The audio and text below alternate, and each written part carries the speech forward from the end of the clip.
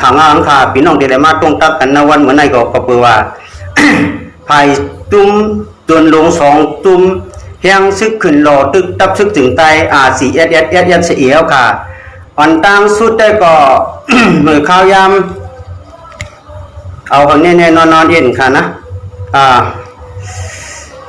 ข้าวยำตามคำ6 โมงมือเฮาค่ะนะตามคำ6 โมงมือเฮาค่ะเฮียงซึกขึ้นหล่อตึกตั้งเพราะว่า โตสั่งเจวิงจงเมตีวันตาปูนะค่ะมือเหลียวเสียงกองเสียงมังยาพองมันเยาค่ะนะเฮียงซึกขึ้นหล่อตึกตับซึกถึงได้4Sเสียวค่ะตีว่าตีตั้งตาปูนะก่อนตอนนั้นนะมือข้าวยำ5 โมงนั่นก็พายซึก TNLE เขาแหละตุ้ม AFPP เขาอันอยู่ไว้ดีนักจ้องตองโกลในก็ว่าตั้งเครื่องลงเขาเสเอามาตั้งไว้ในกลางวางจ้องเสตาตีขึ้นยื้อซอยเพราะว่ามันเป็นไว้2 งาค่ะล่ะเมื่อเหลียวค่ะนะอันเขาห่างเฮียนไว้เลยเขาบอกคนแน่นอนได้เป็นไว้2 งาค่ะนะงาหนึ่งในตั้งอยู่ตั้งตาพูในยื้ออันตั้งก่อนเนี่ยค่ะงาที่2อันอยู่ตั้งตองโกลในดิจ้องตองโกลนั่นก็ห่างเฮียนเสเครื่องลงเสตาตีขึ้นยื้อขึ้นกว่าตั้งมันมานั่นค่ะนะอันนั้นก็เขาว่าห่างเฮียนไว้มือ5 โมงนั่นค่ะนะไว้กะ5 โมงครึ่งก็เป็นอันเย้าตู่เสเพราะว่า5 โมงครึ่งเย้าเพราะว่า5 โมงบ่าย40 7 นาทีค่ะ5 โมงบ่าย47 นาทีแทง13 นาทีเท่านั้นก็6 โมงแล้วค่ะล่ะเนาะอันนั้นก็ภายตั้งสาปูนี่ก็ขึ้นโลตึกวันตั้งก่อนค่ะนะไว้กะภายสาปูนี่ขึ้นโลตึกวันตั้งในเฮียงซึกเขาขึ้นมาหลายภายค่ะนะเอาพัดลมไว้เฮียงซึกเขาขึ้นมาตั้งบางจูงค่ะขึ้นมาตั้งบางจูงอันลูกสายไผ่ตั้งเฮือนเจ้าไหนสำคัญกว่าตั้งกองบางซึ่งลงว่าตั้งหุยลงอันลูกตั้งเฮือนค่ะนะอันมีไว้ตั้งกองหมองหมงเจ้านั่นเสอันมีไว้ตั้งกองรอยหยาบเจ้านั่นเสค่ะนะอันนั้นก็ลงมาตั้งกองบางซึ่งเสขึ้นลงมาตั้งหุยหลวงเสขึ้นการขึ้นกว่าจอมหุยว่าจอมหุยอันเป็นฝ่ายซ้ายอันตั้งนี้ขึ้นกว่ามันกองไปตามขึ้นมันกองค่ะขึ้นลักกว่าตั้งเปียงอูเฉลักขึ้นกว่าตั้งป่าเหี่ยววันตาปูวันป่าเหี่ยววันตาปูนี่มันจะมีไผ่ตกจ้องเขาค่ะเนาะมันมีไผ่ตกจ้องค่ะพวกพูดลงกับนั่นเป็นส่วนหนึ่งค่ะเห็นยังซึกเขาขึ้นมาทั้งปุ่นค่ะนะเนี่ยโทรมามันเดี๋ยวมาตัดเหมือนกันที่สำหรับมีอันโลไล่ต้องทำค่ะต้องตักค่ะถูกกันค่ะนะยมน้องพี่น้องเขาอย่านำค่ะเพราะว่าอันนี้ลูกตั้งฝังสูงในขึ้นแถมยังซึกขึ้นมาขึ้นมาตั้งต่อมือกำเปล่าตาโป้เนี่ยขึ้นมาตั้งตาโป้เนี่ยค่ะนะอันนั้นเป็นแห่งงานหนึ่งนะงานเขาขึ้นโหลดตึกไหนได้งาตั้งปิงอูดในขานะงาตั้งเขาลูกตั้งกองฝังจึงมาลงมาตั้งหุยหลวงลูกตั้งกองรอยหยาบลงมาตั้งกองฝังจึงลูกฝังจึงลงมาตั้งหุยหลวงลูกหุยหลวงขึ้นการขึ้นมาต้มหุยแทงตาได้ขึ้นมาปอกสตั้งปิงอูดกองป่าเหี่ยวตาโป้ในขนาดนั้นอันนั้นงาตั้งนั้นขึ้นพื้นยื้ออ่อนตั้งก่อนเนี่ยค่ะนะเฮียงซึกเขาขึ้นอยู่ไว้2 งาค่ะตั้งไผ่สายตาโป้ในมือเหลียวนะมีไว้2 งาแล้วค่ะนะอันขึ้นมือเหลียวได้เสียงกองเสียงมังยาพองมันดีเนี่ยค่ะไว้กาเขาซ้ำขึ้นเขาค่ะอันไผ่ก็ซึกก็หาเขาค่ะซ้ำขึ้นในใหม่แต่พอตั้งไผ่ตาโป้ในตามันดีขึ้นดันขึ้นมาเขาว่าอันสายเขาเลยปักตาด้วยได้ก่อนมันมีคนส่งตามไปเนี่ยนะก็เพราะว่ามันมีอยู่นอนเนื้ออยู่อันอยู่ไว้ตั้งวันตาโป้ในวันตั้งวันโหโทตั้งเขาจีขึ้นมากะอันนั้นเขาขึ้นมาโหลดตึกตั้งกองเขาว่าตั้งไผ่ชายตาโป้ในวันตั้งค่ะนะ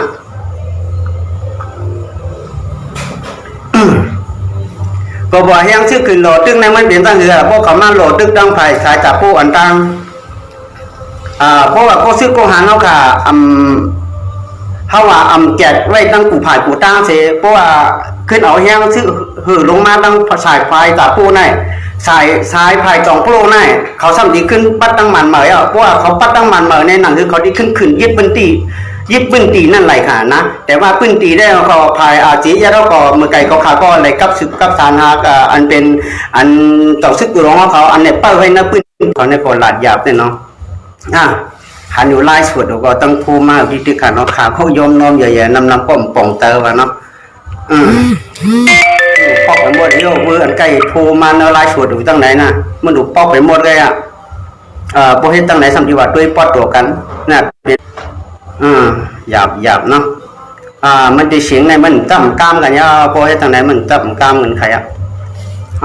ขึงก็ไว้อยู่2ขึงครับ3ขึงตั้งในทั้งเดีย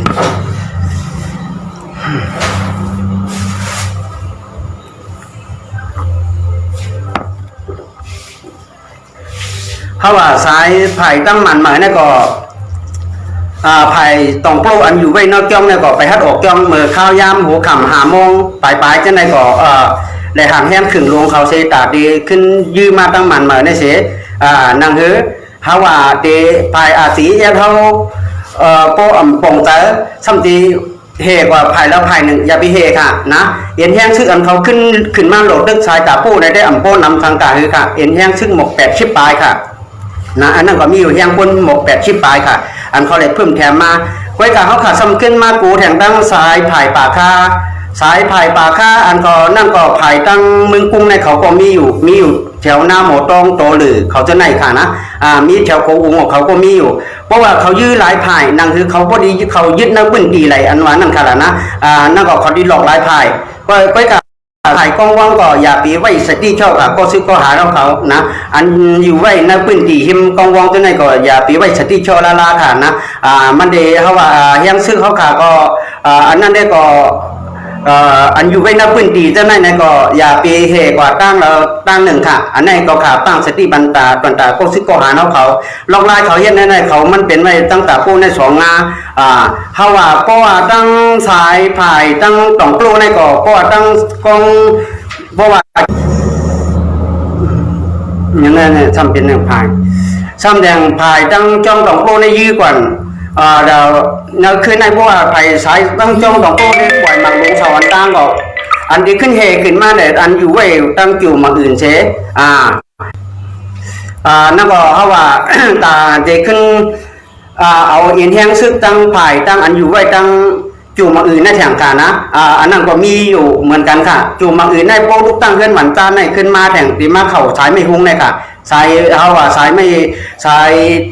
บางคำมวลเนี่ยที่มีด่วนไม่หุ้งไว้เจ้านั่นค่ะนะอันนั้นก็เลยไว้สติอยู่ไว้กาสายภายตั้งมันเหมือนในอันนี้ลูกตั้งร้อยสาในมาในเกาะอินแห้งซึ่งเขาก็มีอยู่เหมือนกันอันอยู่ไว้ตั้งภายเนื้อน้ำหมอหอมยิ้มร้อยสาที่ในก็อยู่ไว้เหมือนกันอยู่ค่ะอยู่ไว้เหมือนกันอยู่ค่ะนะอันนั้นก็ผักถึงก็ซึกก็หาแล้วเขาอย่าปีไว้สติเชี่ยวค่ะนะ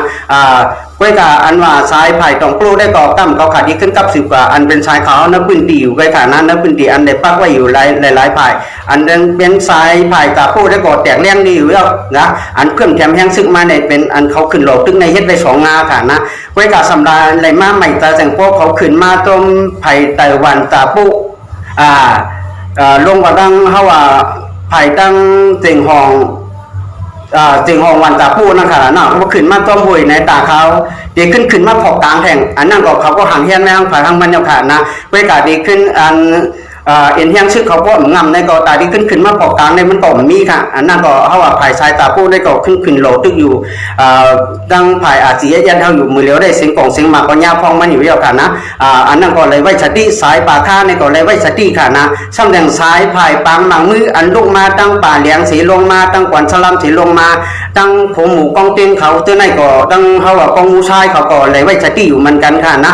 เพราะว่าสายภายตั้งปังหูปังต้องเขาเจ้าไหนได้ก็เพราะอะไรไม่ตาสังขารนะอันไหนไม่ตาไว้อันนั่นตอนคำขึ้นในได้อันเขาหูแน่นอนเนี่ยอันเขาดีเลยแถมเฮ็ด3 งาไว้อยู่ตั้งสายภายดอกโกลในงาที่1เป็นดีจ้องเหมือนเจ้าค่ะนะเป็นดีจ้องเหมือนเจ้าค่ะงาที่2ในก็เขาว่าตาดีลูกตั้งจุ่มมาอื่นเจ้านั้นยืมมาแถงให้ตั้งนั้นนั่นค่ะแล้วนะงาที่3ก็ขึ้นตั้งร้อยสาตาดีขึ้นมาปอกตั้งมันไว้ในเขาก็แถมยักษ์ซื้อไว้ทั้งฝังมันยาวค่ะนะอันเป็นไผ่ไอมโหตุเขาในก็ไปไว้อยู่ต้นขังเหมือนกันค่ะนะอันนี้ก็ปีน้องมันกลางในพี่น้องต้นขังเขาค่ะในก็อะไรก็เฮียนเขาโหพักเจ้าเสสวงวันเต็กข้านเอาปอมเมพี่น้องคนเมืองเขาค่ะอยู่ที่ตั้งนั้นนั่นค่ะแล้วนะปอมเมพี่น้องคนเมืองเขาค่ะเขาป้องข้างอยู่ก็บือตั้งนั้นแน่นั่นคือวันเมื่อเขาในเวลาดีก็ดีเย็นเวลาปอมเมพี่น้องคนเมืองเขาได้เลยเปลี่ยนปองเมื่อเฮือนอันวันนั้นก็มันก็ไปหู้ไรแต่นั้นคำฟ้องก็ถามมาอยู่ปมพี่น้องคนเมืองเขาเกี่ยวกันมาเขาค่ะมือแล้วขาดที่ได้เปลี่ยนปองมือเฮือนในก็อย่าปีนเปลี่ยนเนี่ยเปลี่ยนปองมือเสื้ออันอยู่ในจ้องแม่เจอในก็อย่าปีเหนียนมือค่ะนะเพราะว่าเมื่อกว่าก้นกว่าเขาตกล็อกเขาเพราะว่าเขาได้เปิดเงียบต้นตางซ้ำปูเขาโป้ทุกแถมเชอำกาสัมผัสตัวออกว่าเงินคำมันเขาขามีอยู่นักดูนักชิงเขาขาเจ้านั้นในก็ไรไม่แต่ต้มปอมพี่น้องคนเมืองเขาขาเหมือนพี่น้องเขาขาตั้งกูบอกได้เป็น ปูก้างตาปูค่ะเนาะเมียตามเนี่ยค่ะนะรูปร่างจ้องไม่มือกว่าเขาขาก็ปั้งสติอยู่อย่าปีแหนมืออย่าปีแหนมือคนเขาขาอันอยู่ไว้ตั้งจ้องแม่จะไหนเขาขาก็อิดดูปมเมียพี่น้องคนมือเขาขาและอิดดูคนหวานคนชนเขาขาอันนั้นก็เปลี่ยนปองมือถูกเนี้ยเอาจุ่มจนลง2จุ่มได้เอานะก็อันก็เงียบที่โป้ทุกได้สำเป็นภาย TNLE แน่นอนนะอันนั้นค่ะนะโป้ทุกแหมเสก็เปลือคำโป้ไข่ตายลืมวันนั้นนะโป้เลยนอนชาลงว่าคำเดียวค่ะละนะอันนั้นก็ดีเจ็บแห้งอยู่เหมือนกันค่ะละนะอันนั้นก็ไม่เติต้นปมเมียพี่น้องคนเมืองเขาค่ะปมเมียพี่น้องคนเมืองเขาค่ะได้มีตังพิษจังก็เปลือกกับบานมันเป็นคุณตะลองนาปาคุณรวยแอมตอมตะลองตะลาขุนหมึกเลืองซึกหมึกเลืองลงเจอไหนมันเป็นการอันขิงเด็กๆเต็งหรือผมเอพี่น้องคนเมืองเขาขาเลยในกอเขาก็ไม่แต่ตัวผมเอพี่น้องคนเมืองเขาขากูติกูต้าค่ะนะพอเขาขาดีมาวันเดินนาสายผายอันเขา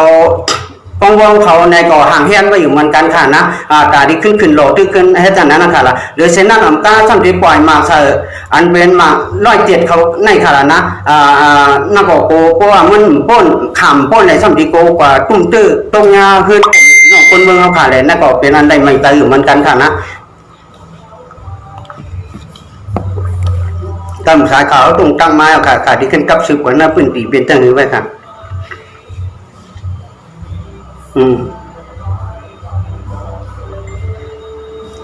กับสืบก็เอาดีกว่า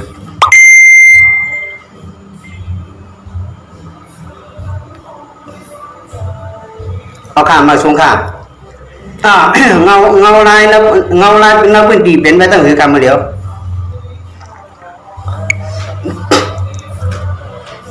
อันภายทอมกันข้างนะอันสายภายตาผู้ได้มันแคบขึ้นมา2งายเอาค่ะแต่สายภายมันมาเนี่ยตั้ง100ชาก็มีค่ะเ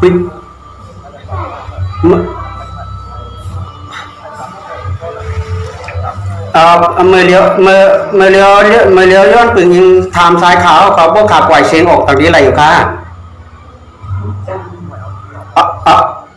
ขาพวกไปตามปล่อยออกก็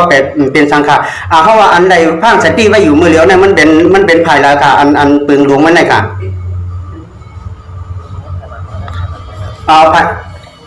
ภายมันมาในภายตองโปรกันเนาะเมื่อเลี้ยวเอ็นยังคือเขาอันเขาเชื่อเพิ่มแถมยังซึ่งมาตุกตั้งเฮือนวันนองในวันจันทร์ตั้งเฮือนหวานหองขึ้นเขามาหวานจานมาต้นอันเป็นไผ่กองไม่หุ้งเขาเจ้านั่นก็มีอยู่ค่ะบ่ป่นมาดีมาถึงจุ่มมาอื่นลูกจุ่มมาอื่นในขึ้นลงมาต้องกองไม่หุ้งเอ็นแห้งซึ่งเขาต้องมีอยู่ค่ะตรงกันนั้นต้องมีอยู่กันเนี่ยมันเอ็นแห้งซึ่งที่มีหมกป่า50กันเนาะค่ะ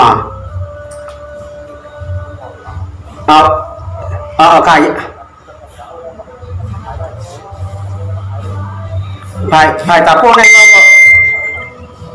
ภายตาพวกในมอมันแถมขึ้นไม่มันขึ้นมา2ตั้งในขึ้นมาตั้งเป็งอูดค่ะล่ะขึ้นมาตั้งเป็งอูดอันลูกมาตั้งกองดอยหยาบเขามาตั้งกองบางจึงลงมาตั้งช่องหุยหลวงที่ขึ้นมาตั้งเป็งอูดในค่ะล่ะงาหนึ่งนั่นค่ะอันนั้นได้เลยพูดแน่นอนแล้วค่ะค่ะ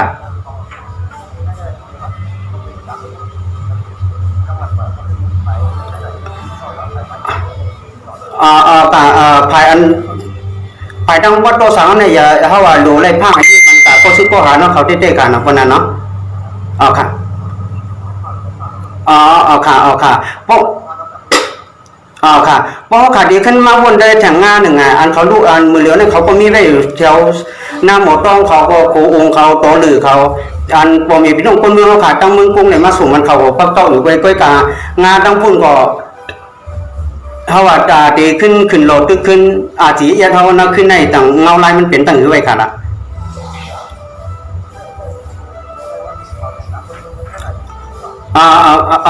ค่ะอันนั้นก็เลยไว้เขาดูไว้สติเหมือนกันเพราะเขาขาดดีขึ้นเปียค่ะเพราะเขาขาดดีอันนี้แสงงานหนึ่งแน่เขาว่าเขาขาดทำอะไรทำกว่าตั้งเขาว่าสายตั้งกวนสลัมเขาลงมาตั้งป่าแรงเขาเกี่ยวผิวฝังรวมเขามาตั้งด่าดีขึ้นเขามาตั้งปูหมูกองเตียงเขากองทรายเขาตัวไหนดูภายในการทุ่งหนึ่งภายจุ่มตุนลงหมึกเรื่องเขาในเป็นตั้งหือไว้กันละ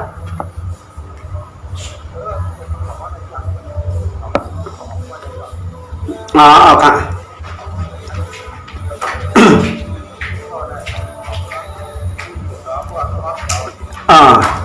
ค่ะ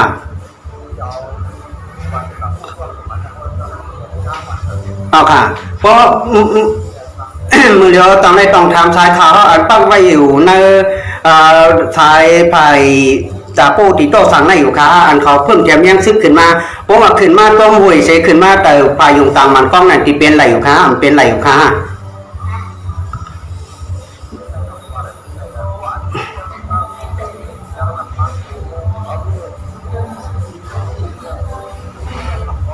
เอาค่ะเอาค่ะเอาค่ะเพราะเพราะเพราะนั่นก็ทางว่าขึ้นสายขาวเพราะภาษาไผ่หน้าตาโก้ได้ตั้งอันเขาเพิ่มแกมแห้งซึ่งมาขึ้นมาตั้งเป็นอุดเทศได้สองงานเด็ดเอียนแห้งซึ่งตีมีหมอกาหรือกันอ๋อเอาค่ะเอาค่ะอ๋อเอาค่ะเอาค่ะเอาค่ะเอาค่ะมันเป็นตั้งไหนเนี่ยเปียวค่ะเพราะว่าเขาขึ้นตั้งตาโก้ในโหลตึกตั้งสายปีอุ่นในขึ้นโหลตึกเพราะว่าคนเขาไม่สติชอบเขาดีเขาทำดีขึ้นหลังขึ้นมาเพราะว่ามีคนมีหนอนเนื้ออ่อนหูไว้สามโป้กับลงคนที่ในเส้นตางมันในมันหูดีในเอาลงล่ะหนอนเนื้อได้หนอนเนื้อได้เขาขาหูเยาค่ะอันนั้นแจกแรงดีในเอาค่ะนั่นได้ค่ะนะเอาค่ะ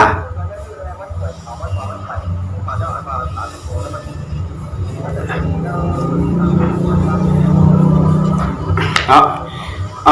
ค่ะเอาค่ะเขาว่ามันเขาว่านางไผ่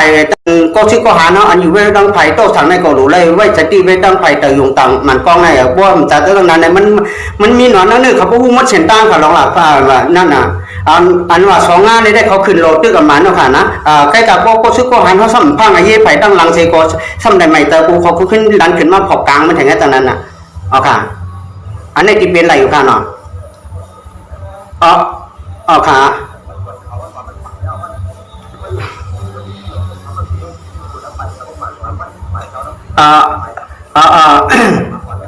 ค่ะอันเป็นนอนนั่นเนออันเป็นนอนนั่นเนอได้เหมือนนั่งก็หูไปค่ะอันเป็นภายตั้งเอาว่าอันเป็นไอ้ตั้งโขนได้มันดีโรงเรียนตั้งภายสายตั้งขึ้นมาของวันตั้งในสายร้อยสาภายมันมาจนภายมันมาจนไหนล่ะอันนี้มันดีหูดีอันก้องแทงอันเป็นหูดวงของอันอยู่ไว้แข่งดีตาผู้นะคะอันนี้มันต้องอ่อนเราควรนอนเอาอ่อนเราควรมันเฉยเฮ็ดนอนนั่นเนอเฉยตายดีพอขึ้นมากค่ะนะอันนั้นเป็นอ่องทุนค่ะนะอันอ่อนไม่ต้องตาผู้มือเลี้ยวเนี่ยค่ะนะอันนั้นแจกแรงดีเนี่ยเอาค่ะค่ะเอาเพราะว่าไอองทุนไอองทุนเนี่ยได้ไปมีใต้สังหารเป็นใต้สังหารอันใต้ไอโจกะลาได้เป็นใต้กำโขเอานะมันใต้ไว้เอาที่มาตายอยู่ของกำโขเอาฮะไปมีใต้สังหารเป็นไม่องทุนหนูหลายๆกันเนาะมันอยู่ข้องกับการซื้อได้มันต้นมันเป็นต้นได้ค่ะนั่นปีมันมีต้นอยู่ค่ะมันเป็นคนเมืองเฉลยเห็นนอนเนื้อไผ่เอาขาวไว้ค่ะเฮ้ยค่ะพี่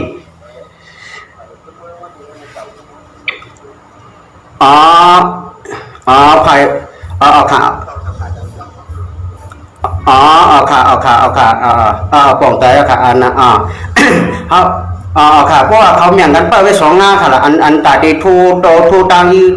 ตังขึ้นโดดตึกอาติยังเขาผ่านมือเดียวเนี่ยอันเว้นภายไอ้ต้าตั้มโปเนี่ยเราซ้ำมาคุ้มไม่ไปซ้ายภายตั้งเฮือนเสตั้งเฮือนวันของวันตั้งตาดีขึ้นโลขึ้นมาตั้งวันมาในอันนี้แน่นอนเนาะค่ะเป็นไอ้ต้าตั้มโปเนี่ยค่ะเพราะซ้ายภายตาคู่ในซ้ำเป็นอ่องพูนอันนี้แน่นอนเนาะค่ะอันนั้นก็ได้หูแตกเลี้ยงเดียวสองโปในค่ะนะแต่ว่าอันเขาขึ้นห้องเอาคนจำเจอเขาได้ส่งขึ้นแถงตั้งในแถงไม่ทำมีแถงสามโก้ค่ะมือเหลียวในซ้ำมีแถงสามโก้ค่ะอันนั้นได้ก็เขาค่ะพี่น้องเขาสายเขาต้องควดพูดในก็ปูมันก็ตุ้มตื้อสังจริงเฉลยไปย่อมปัญหาปิดเสียงมันออกจึงหวางนั่นค่ะนะตั้งค่ะเอาออกแล้วเอาออกแล้วเอาออกเสียงขาพวกคำแล้วข้างขาก็มันเอาออกเรากันนะไปกาเข้ามาพวกเขาขามาวนได้อันเขามาต่างไว้ในต่างจ้องอยู่ดีตรงโปรในมันต่างไว้ขึงลงหลายขึงค่ะขึงหนึ่งขึงมันเป็นสองขึงตั้งหลังจ้องขึงตั้งมันแมนค่ะตั้งไปหน้าจ้องขึงตั้งแต่กันนะตั้งแต่ไทยสองขึงถ้ายังอันภายนาจ้องในตั้งขึงจ้องภายนาจ้องในได้แต่ที่ยี่ตั้งมันเหมือนกันเนาะ ตั้งไผ่หลังจ้องในป่าที่ขึ้นยื้อลอยอย่างจิ้นจ่องในค่ะนะมันตั้งไว้2 ปีค่ะเนาะมือเดียวเนี่ยแน่นอนหนูค่ะเนาะ2 ปีค่ะเนาะเอาค่ะเอาค่ะผังถึงว่าก็ซื้อก็หายนอกเขาเลยนักพื้นตีนักพื้นตีสังจริงเต้นนั่นก่อนถึงวันเส้นตาสายตั้งในก็ไปลงเรียนสังสกัดในก็หนังเรือเขาขาดเป็นสายข่าวเนาะผู้อ่านข่าวก็ซื้อก็หายนอกเขาก็ดีปักตาด้วยว่าอยู่ไปอย่าไปเหออยู่เรื่องดวงตูลืมชิงแต่อย่าไปเหอไอตัวดวง2 ทุ่มเนี่ยที่ตั้งดันเข้าไปให้ตั้งนั้นนั่นขนาดนะก็เบื่อมันบ้านเมืองเขาขาในก็เขาเลยลันเขากว่าอันเป็นหมอป้อกาเทอันงานก็จะเป็นพื้นเป็นไพ่หรือสัมดีกว่าคุ้มตื้นหรือพ่อแม่พี่น้องคนเมืองเขาอันนั้นก็เขาขาก็ไม่ใจอยู่ส้มพ่อแม่พี่น้องคนเมืองเขาขาเหมือนกันนะ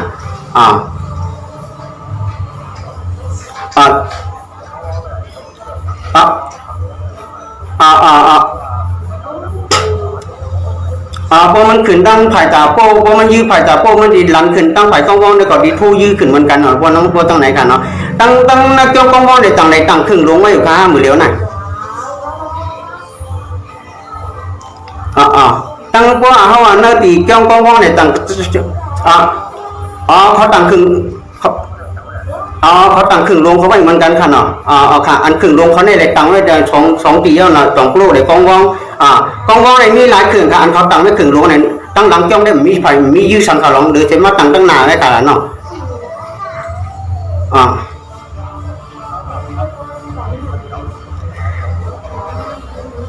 ค่ะก็เพราะว่าอันเขาตั้งครึ่งลงเขาเหมือนเลี้ยวในตั้งไม่ตั้งไผ่หลังจ้องค่ะเนาะไผ่หน้าต่อเมืองกันเดี๋ยวเราค่ะเนาะไผ่หน้าจ้องได้คำพัดตั้งเขาตั้งไผ่หลังจ้องบนฐานเนาะเพื่อนเนาะ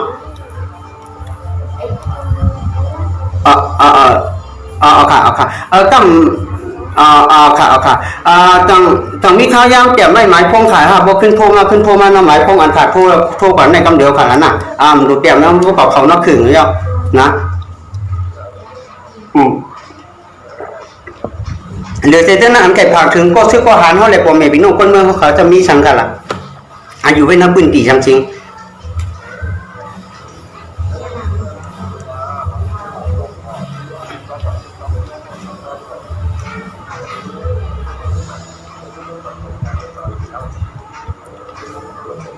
เอาค่ะอันค่ะ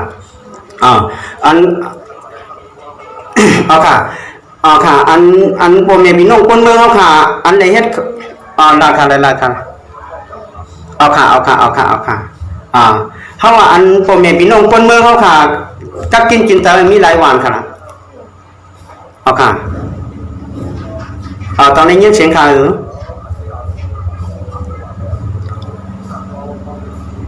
อันตุกข้าวแล้ว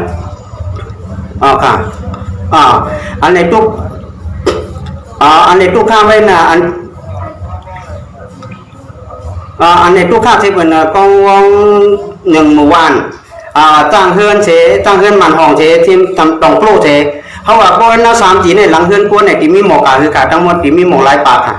3 วันเนี่ย1 วันเนี่ยมีหมอกหลายปากค่ะ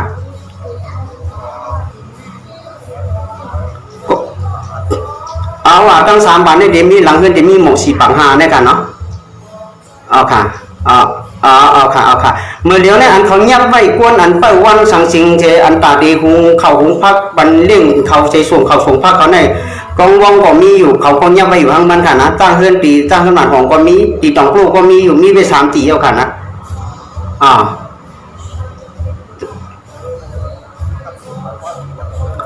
ค่ะเขาว่าอันเป็นไปเขานำตั้งกินตาพ่อแม่พี่น้องคนเมืองเขาค่ะอันอยู่ไว้หน้าพื้นตีเขาในได้บอกกับกินตาอยู่ไว้อันไปไหลไปพ่นนั่นค่ะเนาะอันนั้นก็ไม่แต่ต้มค่ะก็ไม่แต่ต้มพ่อแม่พี่น้องคนเมืองเขาค่ะไว้กับพ่อแม่พี่น้องคนเมืองเขาค่ะอันใดพ่นออกไปเย้าตื้อนั่นในก็อะไรไม่แต่แล้วค่ะอันนั้นในเขานำตั้งกินก็ขาห่างแหนมือกว่าเต็มตีแล้วกันนะมันก็ปี้ตุ่มบี้จุ่มกลุ่มเต็มผลดีงามแล้วค่ะอันนั้นก็อะไรไม่เจอสั่งแล้วไปจากทำงานมาใหม่เจออันเป็นในวันต้องกลัวเขาเลยกองวงใน2 หมู่วันในที่ซ้ำมา ตึกอำเปอาจียาเท้าอำเปหมอสัมดีกูมันกว่าโปกากเสสัมดีกูกว่าเผาไปขึ้นปมเมพี่น้องคนเมืองเขาขาดกว่าทั้งมันย้อนไปตั้งนานในภายหน้าเสียงหน้าสังอันขายเสียงขายสังเจ้าไหนก็มันก็พอเลยรู้แล้วลงว่าหมดกูเฮือนกูหลังเนี่ยอันไหนขายเสียงเจ้านั้นขาดนะ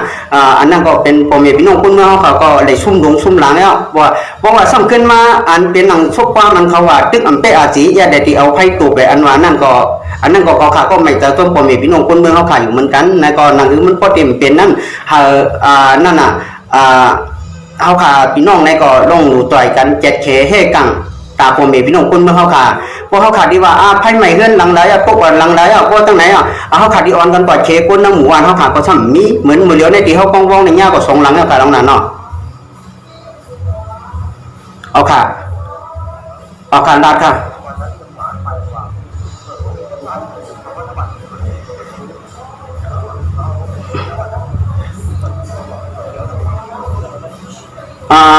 เพราะว่าถ้าว่าคนใต้อันใดเอา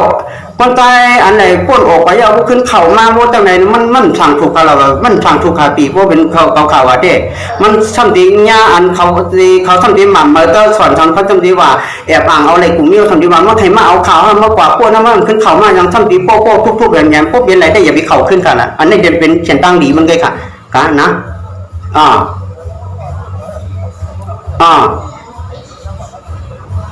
ะเอาค่ะ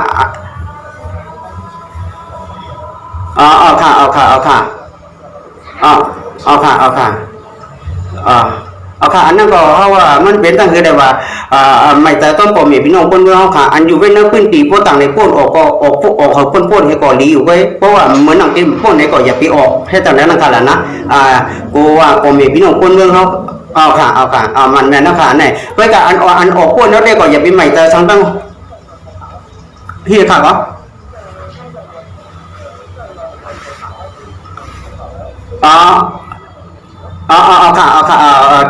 ไทยนั่นก็เพราะว่าพี่เขาขาในไทยแค่พังในอาชีพวิทยุก็ตั้งใจขึ้นสูงมาบรรทัดอันต่างที่ออกก็ขาดดีแล้วออกขาดก็มาทัดด้วยอันต่างที่เอาออกขาดก็เต็มเอาออกนั่นค่ะนะเอามาสงขาเอาค่ะวันแล้วแค่ว่าอันเพราะว่ามันเหมือนหนังเต็มป้วนเดี๋ยวพี่เนี่ยปลายออกอันคำไม่อยู่หน้าวันก็มันมีอยู่ฮาว่ามันก็พอขึ้นนำแล้วเนาะมันก็ดีปุ๊บ1 วันเนี่ยก็ดีขึ้นอยู่ป้นหมก30หมกฮาว่าน้ำชุด40กันนั่นเนี่ยเหมือนหนังตองโปรเนี่ยได้ขึ้นอยู่หมกป้น10 บาทท่านขนาดนี้ค่ะละ15-16ขนาดนี้ค่ะลูกแต่อันเป็นคนใต้ค่ะอันขึ้นคำมาอยู่หน้ากองว่างเขาขาในอันใดไม่แต่มันไปต่างออกนั่นค่ะนะคำปองก็ขึ้นอยู่เต็มไม่อยู่หมก60 บาทอันขึ้นไปอยู่ผมพี่น้องคนเมืองเขาค่ะเพราะว่าอันตีตั้งเงินวันห้องได้ก่อนเลยป้วนกับม้วนเนี่ยขึ้นเต็มป้วนอันเขาเงียบไปอันหุงเข่าหุงพักเข่าสังสิงเขาเท่านั้นได้ขนาดเนาะ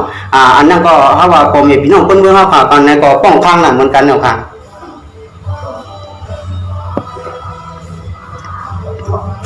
เอาค่ะเลยเส้นนั้นใครผ่านก่อนให้ลองอันเป็นลองใหญ่มันลองปืนลงมันซ้ำนี่ช่างแห่งค่ะเงาลายนาวันเหมือนในอันเขาขาลุดเอาค่ะ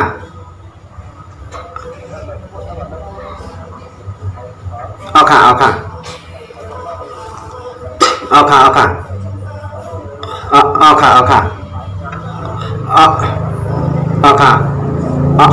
เด็กคือนักบังคำมวลเอาค่ะค่ะค่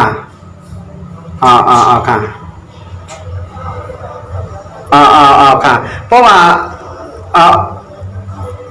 ค่ะเป็นนักข่าวพวกในคณะกันค่ะนะเพราะว่ามันพอเขาว่าอยู่ในพื้นที่เนี่ยมันพอไหลเอาค่ะยินดีต้มยำชั่วเลยหลอดเพชรหลอดลานค่ะนะพวกนึงนี่ก็เป็นสายข่าวเขาขาเหล็กพักอยู่ในพื้นที่การนอกอันนี้ก็ตาดีมาเก็บหูมันเสียเขาว่าตาดีขึ้นตัวทางสายข่าวในพื้นที่เขาว่าเหล็กพักไว้หลายโก้เสียในก็อันนี้ก็ปีไอดวงเขาขาในก็เป็นคนตัดขึ้นกว่าแข่งกำหนึ่งเสียเขาว่าอันเป็นในพื้นที่ในก็ขาผมสั่งกับ10 กว่ากุฏิตั้งมานั่งขานะอันนี้ก็ปีไอดวงเขาขาก็เป็นอันมาเก็บถึงหูมันแข่ง เพราะว่า ในวัดตั้งโตสังเอาขาในแล้วก็สายขาวขาก็ขอไปมัวเราค่ะมือเลียวเนี่ยนะแต่ที่เพิ่มแถมแห้งซึกมาตั้งไผ่แล้วในก็สายขาวขาก็ปักตาด้วยอยู่ไปค่ะไปกาก็ไม่เติต้มสายขาวเขากูตื้อกูลองให้ตั้งนั้นนั่งกันนะไก่ก็สำคัญเริ่มถามเป็นเงินพงนะคะคือถามที่กล้ามนุคนมีกว่าที่ได้ช่วงกับปันขึ้นแทนเงินพงต้องมีอยู่ห่างเงินพงป้อมมีในก็ขึ้นด่านมากค่ะเลยนะที่ขึ้นช่วงกับปันไงค่ะที่ช่วงกับปันไงค่ะพวกช่วงก็ย่อจะต้องขึ้นค่อยแบ่งกันตีอิติอดอันสายขาวเขาอันหูย่อยมันจะนั่นค่ะนะเอาค่ะมาชมค่ะ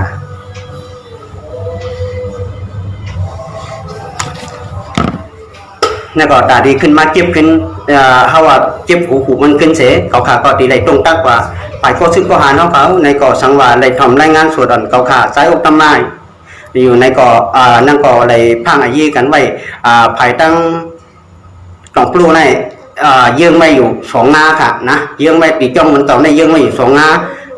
ขึงลงเขาก็ตั้งไม่ตั้งไปหลังจ้องนั่นคืนหนึ่งไปนาจ้องคืนหนึ่งค่ะสายภายกองว่องในก่อติดจ้องกองว่องในก่อตั้งขึงลงเขาไว้ไปนาเจ้าเมืองนั่นไปนาเจ้าเมืองนั่นตั้งไว้ค่ะนะ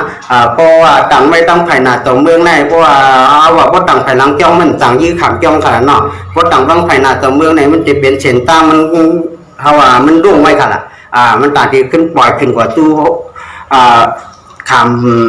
ในวันกองว่องกว่าแทงเฮ็ดตั้งนั้นนะคะนั่นก็ไผ่ปุ่นของห่างเฮียนต่างไม่เหมือนกันวงที่ลงมาตั้งนั่นวางตลบจนนั้นได้ก็มันก็เต็มพัดค่ะเนาะมันพัดกับกลางป่างค่ะน้ำก็แอบปัดตั้งไว้ตั้งไผ่หลังจากนั้นนะเพราะว่าสายไผ่กองว่องเนี่ยเพราะว่ามันว่าตั้งตั้งกองต่อเมืองไผ่นาต่อเมืองในมันยื้อได้ตั้งสองไผ่ค่ะนะเพราะว่ามันยื้อฮับตั้งกองป่าเหี่ยวเขมันก็ไหลให้แต่นั้นยื้อฮับตั้งไผ่ตาผู้มันก็ไหลให้แต่นั้นนั่นค่ะนะแต่ว่ามังมันดีถึงแก่หัวค่ะมันดีหลอกมันดีฮับจ่อยกันที่ไรไผ่ไรตาไผ่ก็ซื้อก็หารเขาในก่อหาได้พังกันไว้จึงหวังนั่นค่ะนะอันเว้นซ้ายไผ่ตั้งรอยอันจิ้นต่องเขาค่ะเราตั้งกองว่องในก่อไหลไม่ไตอยู่เหมือนกันอันอยู่ไรตั้งวัดสายโตสั่งเขาค่ะก็ซื้อก็หารเขาค่ะในก่ออันได้อยู่ไว้นักพื้นที่เต้นนั่นในก่อพังกันไว้สายไผ่กองว่องก็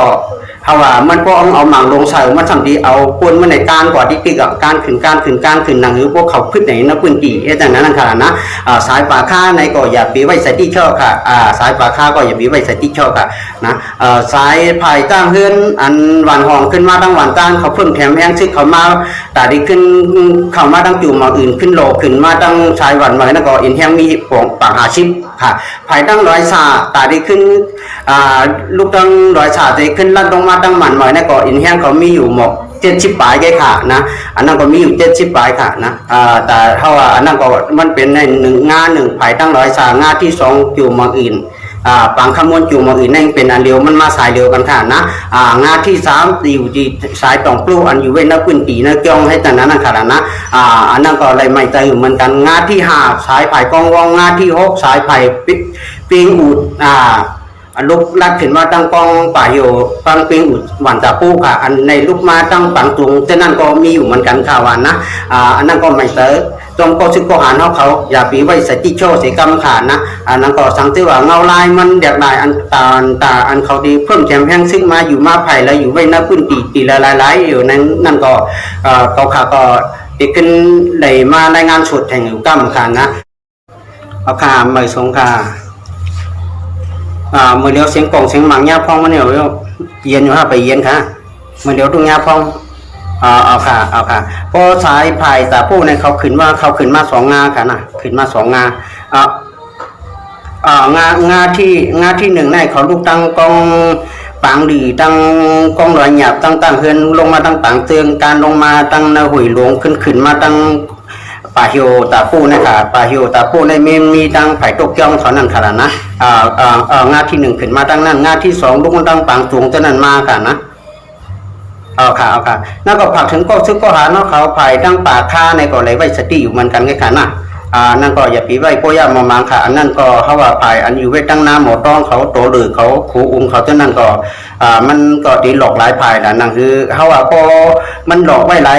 ลายไผ่พวกตั้งนั้นนั่นคือก้นเขาดีคือกว่าตั้งเลยตั้ง1ให้ตั้งนั้นนั่นคือเขาพวกดีเขาหน้าพื้นตีอะไรอันนั้นนั่นกันนะอันนั้นก็ผักถึงก็ซึกก็หาเขาขาเสอย่าปีไปไว้โปย่ามามางซึ่งวางนั่นค่ะนะ อ๋อค่ะสายไฟ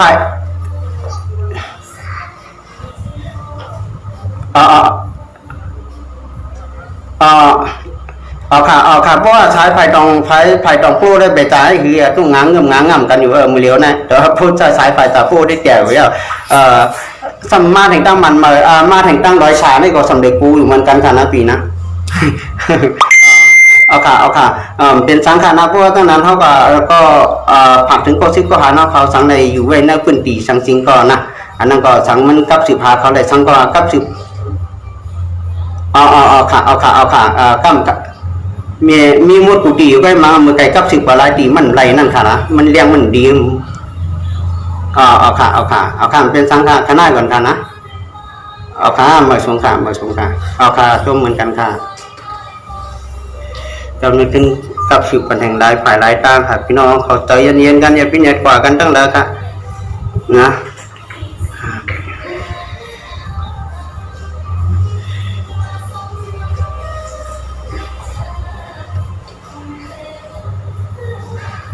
อันเขาขาดในหลาดเนี่ยเขาขาดในหลาดไว้อันเขาเพิ่มแถมแห้งซึ่งมานั่นค่ะฝ่ายอาศียาแล้วเขาขาดในหลาดเขาเอาคำมาชงคาปีค่ะไว้จะตีอย่าไปไว้จะตีช่อขึงลงเขาตั้งไว้2ขึงค่ะนะตีจ้องตองโปรในตั้งหลังจ้องขึงตั้งหน้าจ้องขึงตีจ้องกองว่องขึงหนึ่งค่ะนะค่ะอันนั้นก็ตั้งตาปูได้ยากเพราะมันดีเนี่ยว่ามือเลี้ยวนะเขาว่าขึงลงเขาอันตั้งไว้ตั้งเป็นหลังจ้องตาปูนะได้จ้องกองว่องในมันยื้อฮับตั้งฝ่ายตาปูนั่นแข่งคำปองนั่นค่ะนะนั่นก็ในเลยว่าจะตีกันต้องเมื่อเดี๋ยวในเขาเฮ็ดไว้อยู่ตั้งจากผู้ในเปลี่ยน2 งาค่ะนะอันเพิ่มแถมแห้งซึกขึ้นมาก็กับอินแห้งซึกเขาได้ไปว่าป้นนำต่างๆนำในก็อย่าไปไว้จะตีชอบเพราะว่าเขาเพิ่มแถมแห้งซึกเขาหลายฝ่ายหลายตั้งซึ่งว่านั่นค่ะนะมันมีนอนนั่นนี่ใช่ค่ะอันผู้ตั้งเขาอันอ่อนหูเขาอันนั้นก็แตกแรงดีในเอาค่ะก็ไปไขลัดจือเสียงมันออกให้ต่างนั้นนะครับภายตาผู้ในมี3 โป้ค่ะนะอันนั้นก็อันเป็นนอนนั่นนี่เขาผู้ตั้งขึ้นมาภายในตั้งเฮียนหวานจานมาดังก็ไม่หุ้มจุ่มอื่นจะไหนก็ทำเป็นตาคำปออันนั้นอ่อนหูค่ะนะอันนั้นก็บ้านตั้งพี่น้องนอนนั่นนี่เสียงคำปองเขาองค์ตะเป้หนูน้องตะเป้มาจอมเสียงเจอันนั้นก็อย่าไปไว้สติชอบค่ะนะ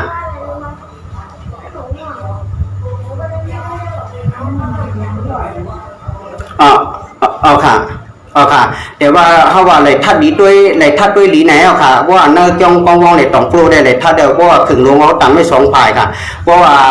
ตั้งไว้ตั้งแผ่นหลังจ้องเขานั่นตั้งแผ่นหลังชิมเขานั่นแทงขึงไปหน้าจ้องขึงค่ะละนะนั่นก็เขาแน่นอนแล้วค่ะอันไผ่ตั้งกองวองเนี่ยก็ตั้งขึงเลี้ยวไว้ค่ะนะตั้งขึงเลี้ยวไว้กับหมักชอบเขาได้ปล่อยขึ้นไปปล่อยได้ก็ไปหุ้นขึงลงได้ตั้งไว้ค่ะนะตั้งซ้ายไผ่ตาผู้ในก็อย่าปีไว้แต่ที่ชอบมือเลี้ยวในเขาได้ขึ้นแทงงานหนึ่งนั่นเนี่ยเพราะว่ามันตาดีขึ้นเพิ่มขึ้นมาในแทงงานนั่นเกาขาก็มันใครลาแล้วค่ะนะอันนั้นเดียวกับมันตาดีขึ้นมาได้มันมีตั้งตาดีขึ้นไหลก็กับเขาหลอกไว้หลายผ่าเชพวกเขาสัมหือกว่าตั้งหือมาตั้งว่าตั้งนั้นภายในเชียงกองแตกด้านแห้งนะอาลาเขาขึ้นหือกว่าแดงตั้งปุ่นว่าเขาเนี่ยขึ้นมาต่อตั้งในพวกเขาแถมในพวกเขาแห้งซึ่งเขาในหลอกไว้หลายนังมันเยื่อไว้หลายง่ายถึงหวังนั่นค่ะนะภายตั้งร้อยชาเนี่ยก็อย่าไปไว้ใส่ที่ช่อขนาดว่าขึ้นมาตั้งภายเนื้อน้ำหมอหอมเนี่ยเขาก็มีอยู่เอียนแห้งก้นเขามี80 ปลายค่ะนะไอ้มาโหทุกเขาได้มาเป็นคนป้ายางเขาป้าไปอยู่ชิมตุนขังครับตั้งอันเขาอยู่มันกล่อมไกลกันชังการรู้ขึ้นมายิ้มตั้งเพลร้อยชาเนี่ยก็เข้าตั้งเซชิบหามันนิดกันน้ำเนี่ยค่ะละทุกดีวันตุนขังนั้นออกมาค่ะนะไอ้มาโหทุกเขาก็ต้องมีไปอยู่ค่ะค่ะยินต้มค่ะย่อมช่วยเลยหลอดพิษหลอดหลานเอาเป้ผูกเจนกันนะค่ะมาส่งค่ะ